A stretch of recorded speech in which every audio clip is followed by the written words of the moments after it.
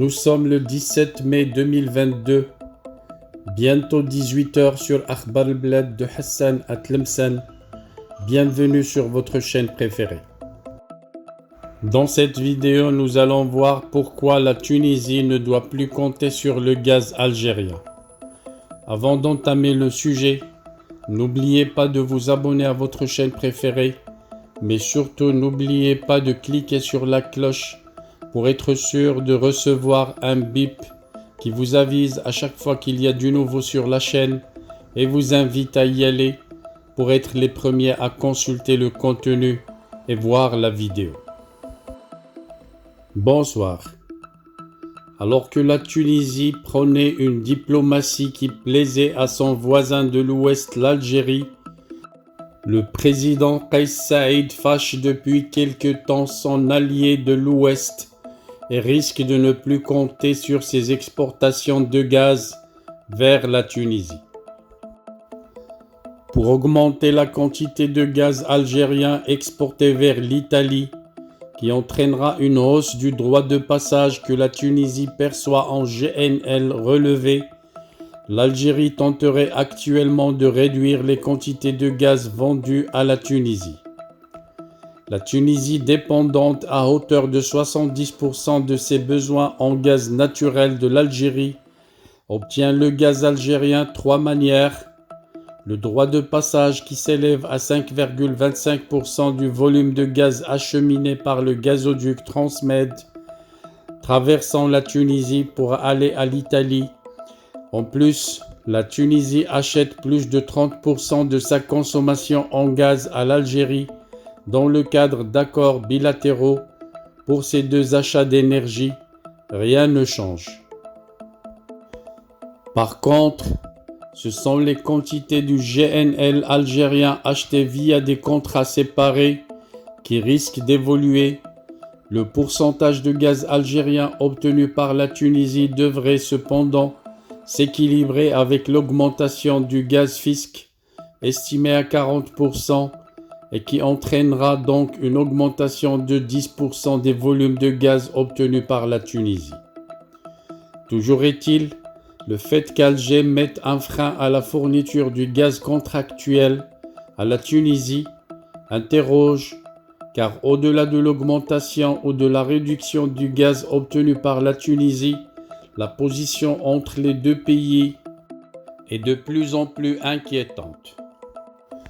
Le constat fait est que les facteurs ayant facilité l'amitié algéro-tunisienne, au-delà de l'histoire commune des deux pays, a souvent été leur diplomatie similaire. L'Algérie et la Tunisie tombent quasiment toujours d'accord lorsqu'il s'agit de diplomatie européenne ou maghrébine ou d'adhésion commune à la cause palestinienne, entre autres dossiers à caractère panarabiste. Par contre, les deux pays voisins divergent dans leurs relations avec les puissances asiatiques ou d'Amérique latine, là où la diplomatie algérienne est plutôt bien installée. Ce n'est pas le cas pour la Tunisie et vice-versa, mais jusqu'à très récemment, la Tunisie ne s'impliquait que superficiellement dans les dossiers géopolitiques internationaux, ce qui plaisait beaucoup à l'Algérie qui avait tendance à dominer diplomatiquement la Tunisie. Ceci a bien changé depuis le passage des pleins pouvoirs au président Kais Saïed. Si ce dernier a tout fait pour maintenir un rapport au beau fixe avec l'Algérie voisine, le président tunisien, en compagnie de son diplomate en chef Othman Jrandi, prend des positions qu'Alger n'apprécie que très peu. Il s'agit en premier lieu du rapprochement à vitesse grand V avec l'Égypte, qui interloque en raison d'une hostilité commune au parti islamiste entre Kais Saïed et Abdallah Fattah al-Sisi. Les deux chefs d'État tombent automatiquement d'accord sur les questions de politique arabe. Vendredi dernier, Kais Saïed avait reçu le premier ministre égyptien Mustafa Madbouli. Saïed a déclaré que son homologue al-Sisi avait sauvé l'Égypte d'une période très dangereuse le président Assisi a raccourci les délais et a fait gagner au peuple égyptien beaucoup de temps, assurait Kais Saïd. Des éloges au programme des opposants par Assisi, donc des opposants issus du mouvement des frères musulmans, tout comme ceux délestés du pouvoir par Kais Saïd le 25 juillet dernier. Mais là où la politique commune de Saïd et Assisi dérange Alger, c'est qu'elle s'accompagne d'une adhésion étrange de la Tunisie à de nouvelles normes diplomatiques. Notamment Tunis s'est beaucoup rapproché en quelques mois à peine des Émirats arabes unis et de l'Arabie saoudite. Et même si Kais Saïd était personnellement intervenu pour empêcher tout lobbying pour une partie ou une autre dans le conflit libyen sur son territoire, la position tunisienne dans le dossier libyen ne cesse de provoquer une dégradation des relations entre Tunis et Tripoli.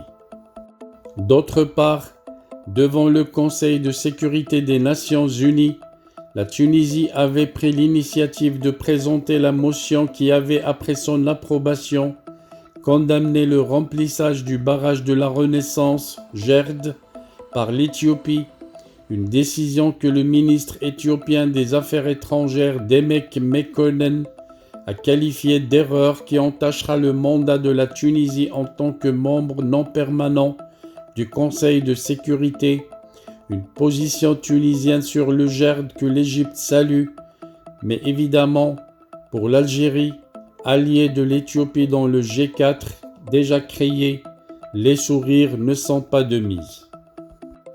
Un autre dossier sur lequel la diplomatie tunisienne a beaucoup fâché l'Algérie, le conflit russo-ukrainien.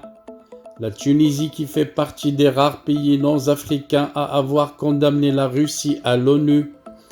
Or, la Russie entretient des relations très cordiales avec la Tunisie, mais Moscou est aussi l'un des premiers alliés de l'Algérie. Mais si Tunis tente de lisser sa diplomatie inhabituellement agressive par des visites bilatérales avec l'Algérie, il n'est pas sûr que l'Algérie soit assez patiente alors que son voisin immédiat multiplie les décisions unilatérales, d'autant plus que du côté du ministre algérien des Affaires étrangères, Ramtan Lamamra, l'irritation est assez visible. Dans une visite de son homologue Gerandi à Alger début mai, Lamamra a déclaré « Il faut coordonner davantage les positions de l'Algérie et de la Tunisie dans les sujets d'intérêt commun au plan régional et international. » Cette déclaration donnait déjà un avant-goût de ce qui allait se passer.